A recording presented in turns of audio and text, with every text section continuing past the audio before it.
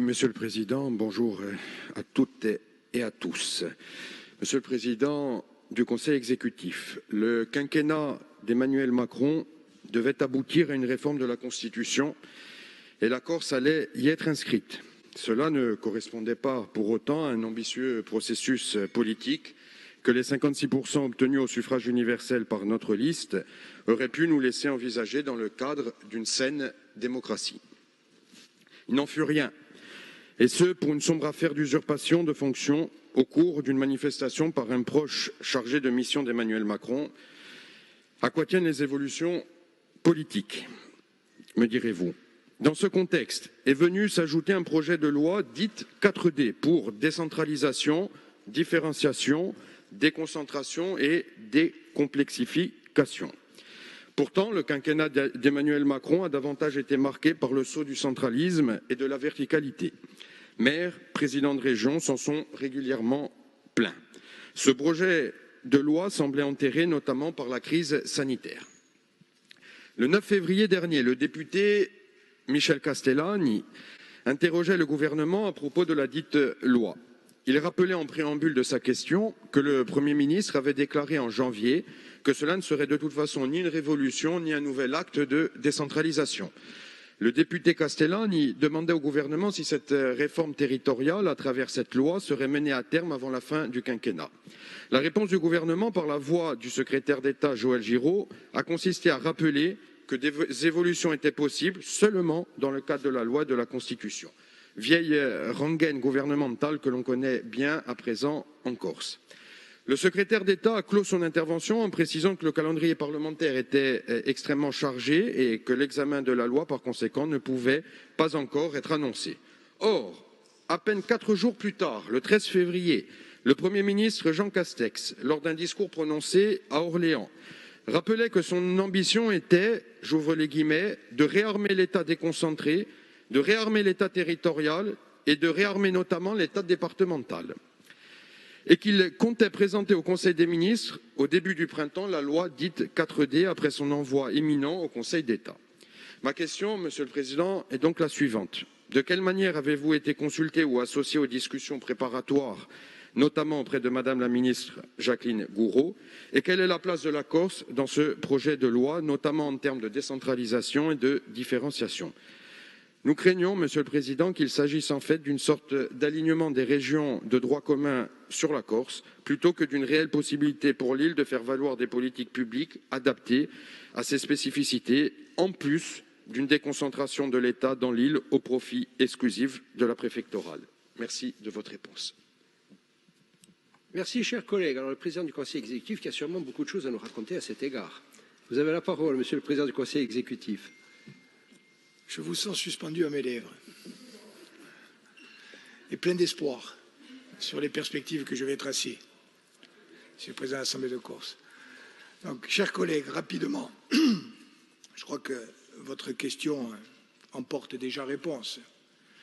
Lorsque, pour présenter un projet de loi consacré à la décentralisation, le Premier ministre explique que son objectif premier est, je cite, de réarmer, Monsieur le Président de l'Assemblée de Corse, réarmer l'État déconcentré, réarmer l'État territorial et notamment l'État départemental.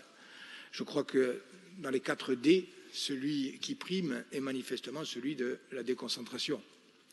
Donc moi je vais être très bref dans ma réponse, vous dire que là comme ailleurs, nous avons toujours, nous, en ce qui nous concerne, joué le jeu du dialogue.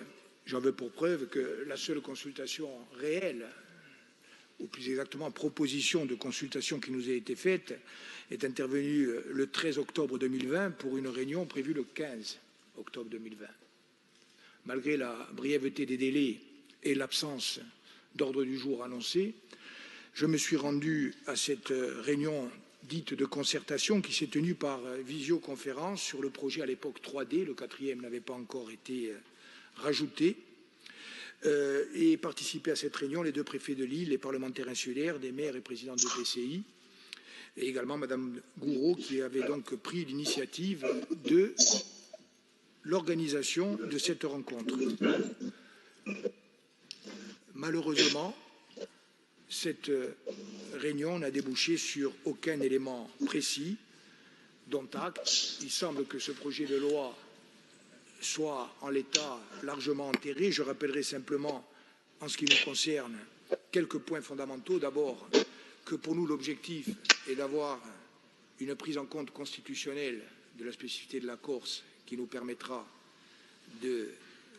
d'obtenir progressivement, mais le plus vite possible, un statut de plein droit, d'autonomie de plein droit et de plein exercice, qui est notre objectif partagé en ce qui concerne la majorité territoriale.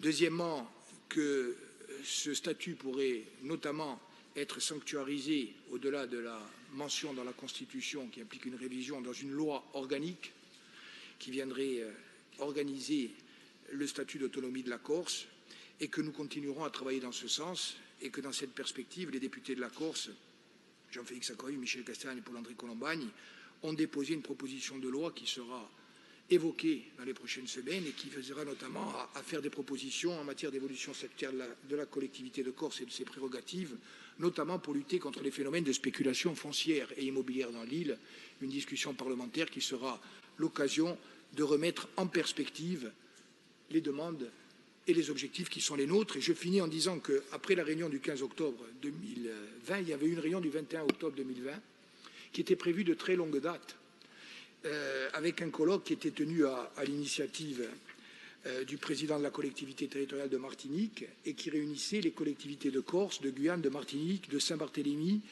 de Saint-Martin, de Guadeloupe et de la Corse.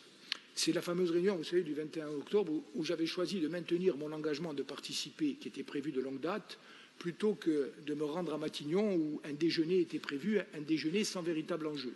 Donc j'avais fait le choix, et par politesse, et par choix politique, de participer à ce colloque. Et je rappelle, et à cette réunion politique, que ce colloque et cette réunion politique ont débouché sur une déclaration commune des présidents, une déclaration commune dans laquelle est notamment demandé la reconnaissance d'un véritable pouvoir normatif autonome pour les collectivités qui le souhaitent, donc la Corse. Donc nous ne sommes pas seuls dans le combat. L'ensemble des parties prenantes à cette réunion, c'est-à-dire la Guyane, la Martinique, Saint-Barthélemy, Saint-Martin et la Guadeloupe, partagent et prennent à leur compte notre objectif. Donc, objectif d'un pouvoir normatif autonome. Deuxième objectif de la signature, une révision constitutionnelle. Et troisième objectif, une loi organique qui permette de prendre en compte le statut d'autonomie de chacun des territoires. Donc c'est dans ce sens-là que nous continuerons, bien sûr, à nous mobiliser et à nous battre démocratiquement dans les semaines et dans les mois à venir. Je ne doute pas que nous réussirons.